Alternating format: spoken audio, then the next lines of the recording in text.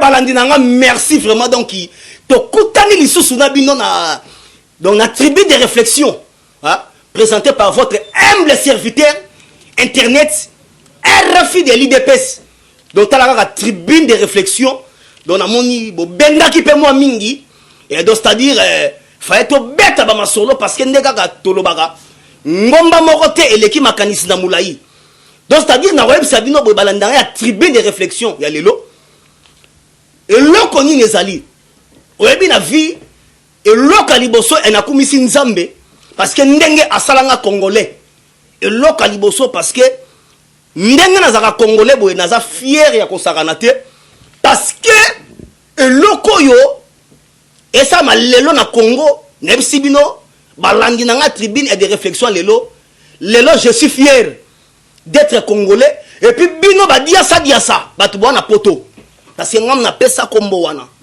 ba diaspora dotabi badiasa ça veut dire ba diaspora bosa la fier ndenge boza ba congolais na minito yo président de la république otozane lelo a makisi biso niveau na ndenge mo ya kosakana te donc congolais lelo azui ampleur moko avec impact pena idéologie ya kosakana te donc lelo ba congolais tozi valeur ya kosakana te balandi na tribune de réflexion ya lelo toyebisa rabino peto lo barakaka menatu na rabino baye bozo landa ngai internet boko récompenser nga na nini boko loba na nga ndenge nini ya mukolango ekozala donc na yebite soki mukolango ekozani mena mona mukolango nga na okanga nga maboko na otala bino nde bozo benga kaka tala lit to sali peto zo sala kaka to ganga ka awa to lobela nde chef de l'état awa sa nini ayoki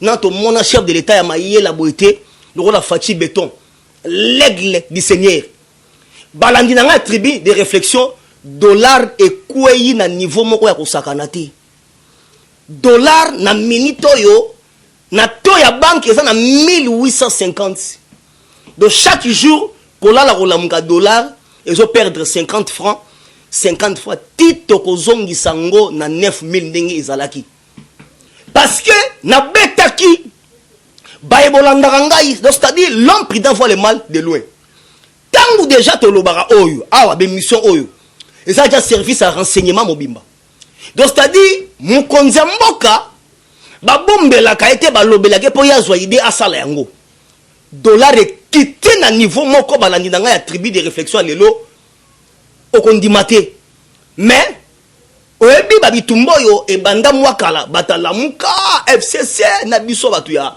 cash do IDPS en sigle bakolo masolo bitumba ezali par-ci par-là nayebisi bino vie moko asalaka do banda vie wana banda ekosala na nga discussion alonganga mokolo moko te vie wana lela moninga nazoleka lobi ya elilingi ya pamba natali nayebise nga bi elilingi ekoki kozala te sans que mutu atelema wana oyeki nayebisi elili esalamaka te sans que mutu atelema donc avant elili ebima mutu fo azala wana vie wana tellement na gagnake kaka na badiscussion ole avant na eni alobi ya Félix Nabino wana aza aventurier nayebisi boye oh olobi nini Fachi na biso aza aventurier mais kasi batu babomi Congo bata sérieux donc vie wana donc azora pena ba 10-0 donc moi sina yebisi okokoka garçon oyo te bango bazan on dirait ba injecta bango na ma parti politique ya IDPS okoka été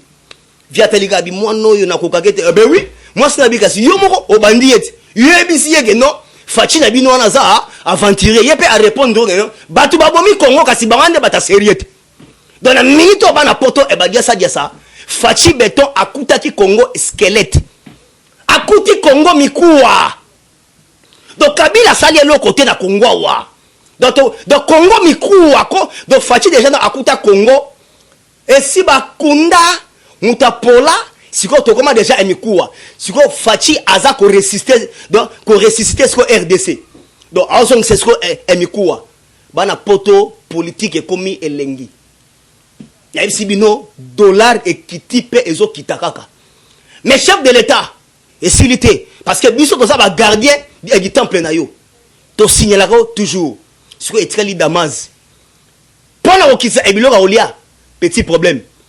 De douane kita. Douane kaka, ceux qui douane kiti, ba taxe kiti, parce que ba opérateur économie. Ba so raison que bango e ba futa douane mingi. Douane cher, taxe peu cher.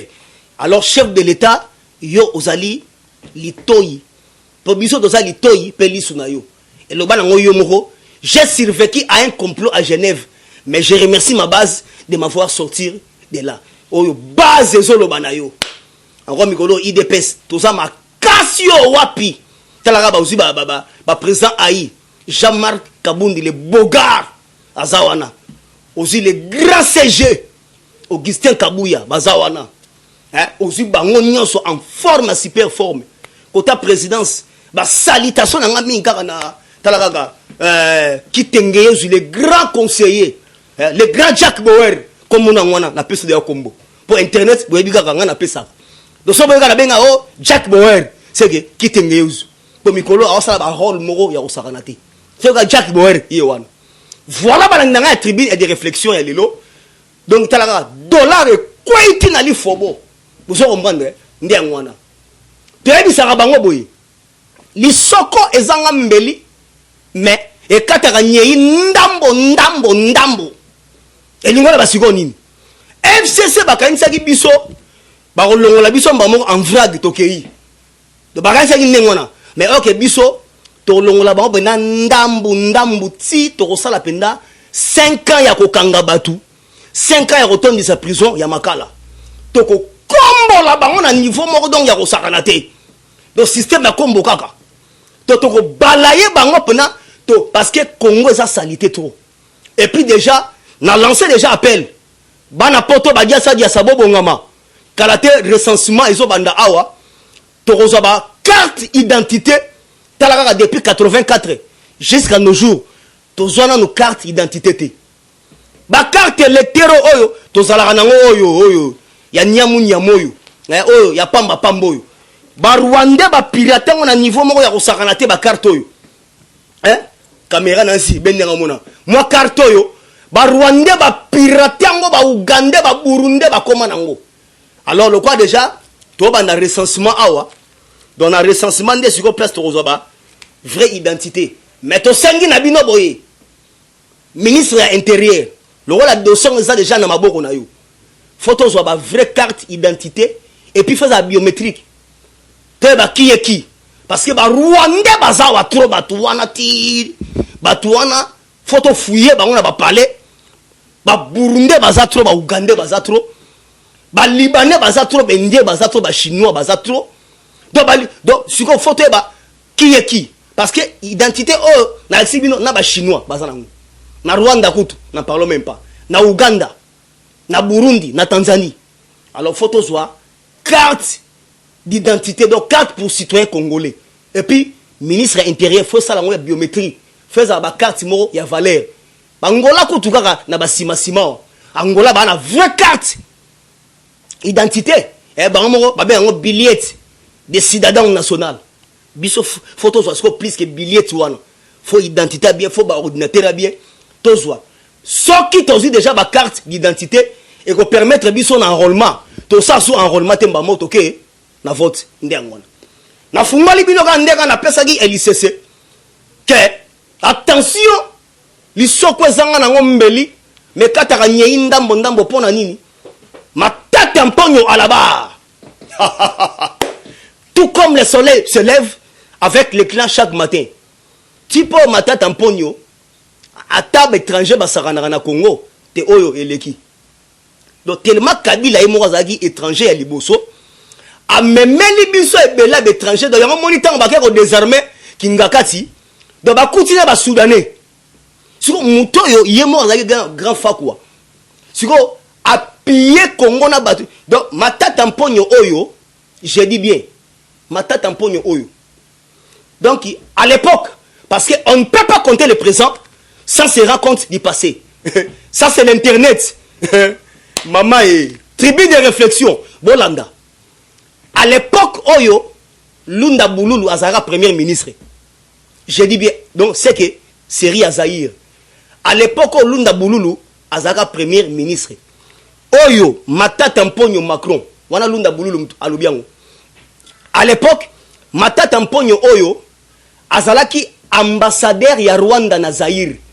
Et puis azali pe na kombo mususu à l'époque. Bolandi. Donc à cette époque-là, il avait autre nom. Lelo a comment Matata Mponyo Macron. Mais ce qui bosi ba archive, il y a époque wana azara na kombo mususu de ambassadeur ya Rwanda na Zaïre à l'époque, c'était lui. Lelo a comme libiso congolais. Tale loko a libiso. Donc moyibi moko do ye ayiba na système ya ordinateur. Donc fa kwa moko di jamais vu. Donc so modo na ba cravate ba rouge wana. Donc na zebi sabino système wana appuyé. Donc ye ayiba tana nu akamata ndenge présent de la République Fachi Béton, l'aigle du Seigneur. À ça là chaque vendredi. Conseil des ministres. Matata Mponyo ye abandaki erosa anime. Donc ye ezalaki Stroika. Donc Stroika on a ici 3 personnes, 4 personnes à Imo et basali 5. Donc aboma conseil et des ministres acha réunion sur Stroika des stratégies pour aller à Bala. Si pour aller à l'art et belé ba mbongo ba tonga ba université oh do ba université fallait ezala ao. Ye atonga yo na est parce que ebe que est est comme un pays. Donc ye penza ayeli biso ba TVA. Donc ayeli biso donc ba terme moko langage donc nyonso pona ayiba. Ayibi donc soki lelo Kabila akoma na mbongo ebele ndengwana. Balandi na tribune de réflexion. Soki mbongo Kabila na koyiba mingi ekoma ndenge wana mutasake Kabila mbongo wana ekomele mingi na koyiba ozi mutoyo Matata Mponyo yami balozi Moïse Katumbi do ba mutu ba fulaki penda Kabila mbongo ekota trop et pas na ye ya mwana donc c'est-à-dire ye aza à la barre kanate Matata Mponyo donc aza ba dossier ko sakanate donc tant ozo ba fibre optique tant bozo no ba bukanga lonzo donc c'est-à-dire bato yo batika Congo mikuwa tala nzambe zo lokumu parce que soki donc na biso na minute oko bato bozo landanga na tribune de réflexion ya lelo biso ba congolais ya RDC ex ba Zaïrois to komi considéré grâce à Fachi donc tala ka ndenge donc tozo mata dollar ekiti kalate ba Damas ba taxe ba douane ezo kita. Vous comprenez? Donc, et puis, président le big abi, na kosala bino ba riche. Et puis, président abi, nana pour ça, tout le monde appelle, ba riche congolais, basala. So, Nzambe, so qui yote présent, to soye wapi. Ya Nzambe, so qui yote, masi ande RDC, et si epola kala. So qui yote, masi ande RDC, Rwanda sa memango kala. Soki yote Masia. Tribune de réflexion Nzambe.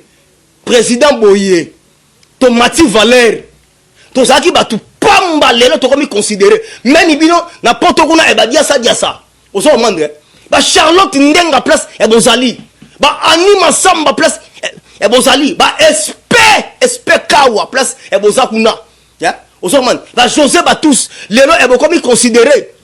Bakanika ninda place et bozali kuna bokomi considéré ba Galaxy Chicago Jiclo bokomi considéré les lois donc tellement congolais siko bakomi e ko banga biso ozo mane ba David Ndongala wana place bozali malgré e bosimbi IDPS ya Francfort ya Allemagne les lots to komi considéré hein à cause ya Fachi donc bakomi tananu Angela Merkel a lobby soki Afrique mobimba. Et ça a un seul président. Fachi Ndele et bah comment tana Angela Merkel ya Allemagne. Boni yo o wangana. Meko wangana ko. Meko wangana e batala yo. Voilà Matata Mponyo a okangama. À la barre. Et puis José Makila.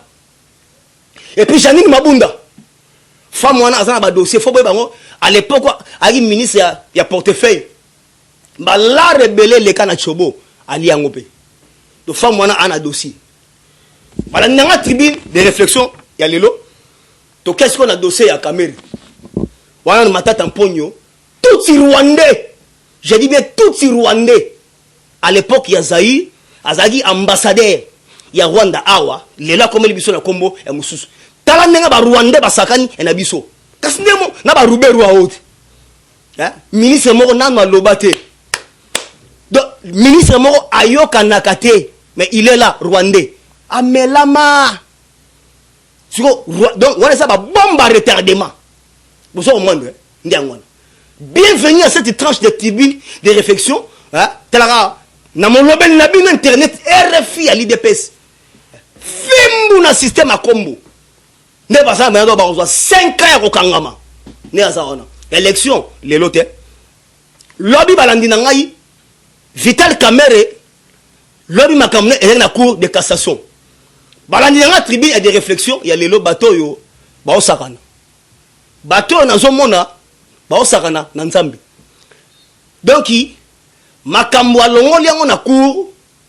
des tribunaux parce que ezalaka cour des tribunaux et le na cour des tribunaux et que na cour d'appel soko lingi na cour d'appel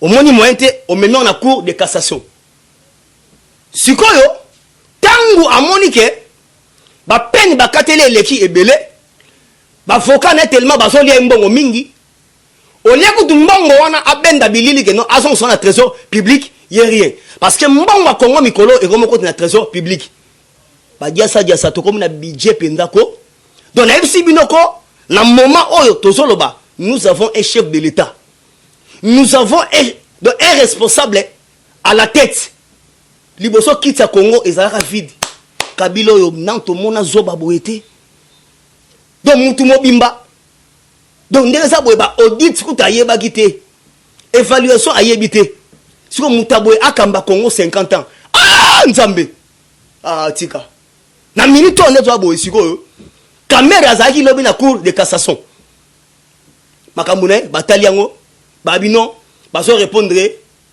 dans 48 heures et pourtant ezaki na cour d'appel ba rejetango pourquoi Kamerhe eti siko aosenga liberté provisoire bana poto ba dia sa soki muto ameko zwaka liberté provisoire justice à Congo esili elengi wana bisibino soki ka Kamerhe ba meko bimisa ye justice à Congo esili elengi soki ka Kamerhe meka kobima ba nyonso ba continuer koyiba na bango po ba yebika ke non ba kobima na bango soki ka Kamerhe meki kobima ka ba o liberté provisoire c'est que état de droit et s'il fallait soki kaka Kamerhe ba meko salaire amega kobima donc justice oko et si nango impact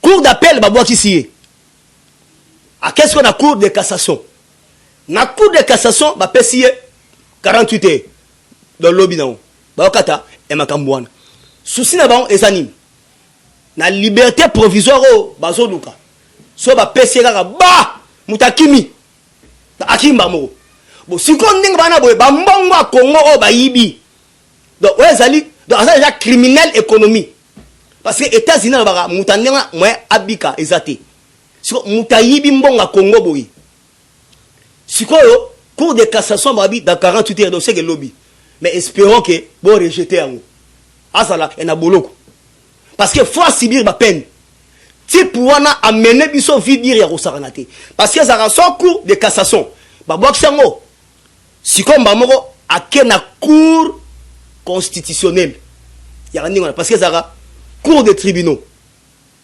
et longwana cour d'appel et longwana cour de cassation et longwana après cour de cassation ya raso cour constitutionnelle ndia wana so suka ya makambo so souci là-bas ezanini ba libérer Kamerhe mais tala bato bandoki ya boy catholique to reverser pour la mamba Kamerhe a se retirer mamoko catholique a se retirer problème mine ezali ba avocat wana falaki baya français wana tepse visa moya zwa ezate parce que era ngoyo yo français oya erobe sa dignité na yo likolo ya roya ko sambela muyibi muto et puis Kamerhe ndenga za wana ba nanga tribune de réflexion ya lelo Kamerhe fo boye bango Kamerhe akamata à l'époque a financé mbongo bakenda na campus na secrétariat parce que étudiant nyonso à l'époque o atanga awa na Zaïre bazalaka numéroté et puis na nationalité na yo ezalaka écrite. Donc étudiant nyonso à l'étranger batanga awa na ba nationalité na bango ezali déjà ebombama na secrétariat ya campus. Kamera pesa mbongo batumba secrétariat wana ezika parce que ba trace e bana susute tellement ayekola ba langue ya Congo en désordre. Siko batumba secrétariat wana po ye abimaza congolais. Voilà ba toi ndenge bayaka ko infiltrer biso. Donc à ça là ba acte moko donc ya kosaranaté. Donc secrétariat université ezika à cause na ye. À part ça, vous voyez que caméra amemela biso Edem Kodjo. Non, tika to loba parce que to denge loko na kombo nango. Amemela biso esquiver moko ya togolais Edem Kodjo. Kodjo yawa caméra pesi etina bana basi. Ba jeune fille ya mike. Kodjo akoma awa, Kodjo ezalaki soko okena ba boîte. Ozokute abina vimba. Edemi Kodjo vimba. Ya Kodjo vi. Donc Kodjo a comment il kokata danse si la musique a zaiko. Kameri. Amemela biso aventuré ya togolais moko boy. Mais na yo ka pe ndire mutongo akufa. Edem Kodjo. Kameri. Donc c'est-à-dire Kameri a tché Congo na ba poto moko donc na ba zizani moko orondimate. Sikoyo makamuna ye tozila ngolobi. Et puis avocat oye abengisaki wana. Avocat wana ndenge za déjà wana Justin Moretti. Non, Dupont Moretti. Il y a 4e meilleur avocat dans le monde. Talaka avocat na yemtu. Asambela Benzema. Soki Benzema akangama te grâce ya avocat wana. Sikoyo kamera zaki na espoir ya avocat na ya pour sa liberté provisoire. Yo boni yo bakangi yo na mbonga Kongo mboka ya mboka ya muyibi. On songe jamais au son sambongo wana. Et puis ndenge oza déjà na ozo continuer et financer ka avocat na batu dans l'église catholique. Basta la tour aux liberté provisoire. Ah wana e osimbate. Wana e osimbate. Yango to lobi boyi. Dans ma solo ndenge za boyi eza kitoko. À part ça, caméra to clôturer akoki ko bimate. Parce que caméra soka bimi. Ah na habité. Wana justice congolais baby. Toka plus loin, eteni longondo ministre de la santé akende ko récupérer hôpital moko boye. Ozo ngane. Hôpital moko boye juste na Katanga kuna basomba pas chinois. Donc hôpital wana nazo bisabino. Bien hôpital ya Sendwe. Donc hôpital wana hôpital moko Jason Sendwe ya l'état mais batekango. To sengi na mokonza mboka boso ba chinois ba komo somba ba mapangu tina ba bumbu. Bendie ba komo somba ba mapangu ko lekana biso bana ngobo bana mboka. Tia bansele mais ba chinois ba libanais bendie ba komo somba ba mapangu. Siko biso un jour to kozanga ba espace to suka lokola Afrique du Sud. Mindela ba somi ba espace le ba koma donc e robunsa bango. Alors na Congo faut revoir babilo qu'on a parti à recensement to sala. Chinois pas question rose à mukanda ya RDC. Voilà ba ndanga tribune et de réflexion à lelo. Vous avez très nombreux parce que vous êtes belé bon ndanga ba dia sa boyebi. O ba soutenir biso na lit o to sanango. Talaka donc aussi anima samba number 1. Oso mande anima samba number 1. Wana ba combattant ba dia sa ya Londres. Anima samba number 1. Oso mande aussi maman Marie-Louise na Birmingham. Vous êtes belé ba combattant, vous êtes belé yona papa ya ngwana. Aussi espé espé kawa. Pointi coin espé na Rinten na Bundes. Ta ya ngwana espé batika yo baspe pe danser batika yo bozo mane aussi Clémence Makonda Clémence Makonda maman na ngai talaka yo na papa domi ki fatila ndi ngwana na ta Allemagne na pesibino ndi ngwana aussi David Ndongala na ta Francfort bana babanda IDPSO ya Francfort na Allemagne talaka vient na David Ndongala mobala maman Arlette Menga Madova Lufu Luabu. Toi ça qui dit là. Tangila batika yo. Nakata Bundes. Ndiangwana. To kepi loin. Oso mbandre. To kependa plus loin. Na IDPSO et Simbi Belgique. Mimi Mujeka. Bazawana na ba banderole erangoyo. to ba bana mutu donc e ba sali fierté à IDPS et Belgique Mimi Mujeka maman nanga na ya base à IDPS Oumela mais oza déjà wana aussi Emmanuel Lissassi talara vient nanga Emmanuel Lissassi ya ya wana bena IDPS sans oublier le grand rédacteur en chef Espera Mansaka Bungi bien maintenant e bosimbi base côté wana vient nanga Espera Mansaka Bungi ya wana na mama Philomène Mbouyi ozo mbandre to kiti sikoyo place au mokonza mboka kenda o a retiré des signatures ozo mwandre talara na Suisse José Batous José Batous mobala mama Clémence grand frère ya Jika Janine Kalonda na Genève talara Jika Janine Kalonda batiko moi sa pembe ndenge ngwana déjà na France Bazosko ya France Charlotte Ndenga mère supérieure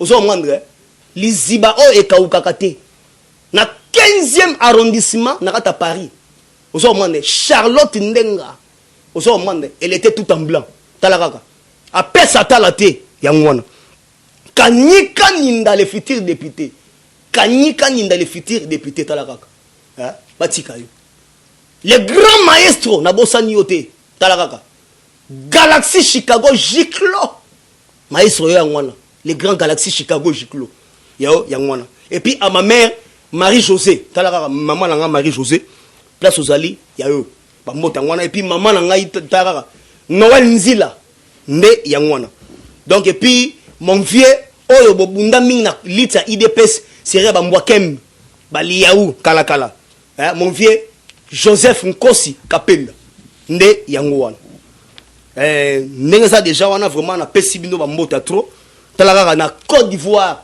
le vieux Mbo Tunga Adolphe donc ya yopena yangwana et puis vraiment bozaki ebele ya rolandanga na tribune de réflexion à lelo parce que fallait toi animer ici parce que bo bengaki moi trop talaka ka fallait na to répondre bino nde yangwana donc vraiment na pesibino bozo mingi ba numéro na nga ya WhatsApp pona ba contact parce que to pesa na moi bemfo mais bozaka uzage récompense ni bo pesa nenge tolobaka tala liste to sali ndi ngwana plus 243 97 20 44 237 plus 243 97 20 44 237 votre humble serviteur internet RFI de l'IDPS Motopamba avec son tribune de réflexion dans une tranche d'animation. Voilà, on a pessimé sur Bambote. Tout le monde a dit lobby sur Nzambaye. Sur Ayete, tout le monde a sous. On a une salutation, bye, je dis et je vous remercie. Eshima, votre magazine qui bat au rythme de l'actualité. Retrouvez la nouvelle édition. Exclusivité, l'an 1 des Basseyane Nanga. Métamorphose et décollage de la province du Haut-Ouélé. À la manœuvre, Christophe Nanga. Avec abnégation et patriotisme, les gouverneurs Basseyane est déterminé à lancer la province du Haut-Ouélé sur la voie du développement intégré. Interview, prise en charge des malades, la maîtrise de la propagation du coronavirus. Docteur Eteni répond à toutes les questions. Économie, la baisse des prix, les combats permanents d'Acacia, Bandoubola. Dossier Eshima, mécanisme national des suivis historiques et réalisations. Focus, Sele Yalagouli propose des nouveaux paradigmes de développement indispensables à la relance de l'économie. Nation, championne du social, Agnès Mouad Nawej et la CNSS offrent $1 million dans la lutte contre la pandémie Covid-19. Moussa Mondo sensibilise et prend en charge des personnes vulnérables. Parité, Olive Lembe Kabila, modèle de générosité et d'entrepreneuriat féminin. Afrique, un déconfinement aux multiples facettes. Retrouvez l'intégralité du magazine Eshima dans les kiosques. Eshima Magazine, un nouveau standard d'information.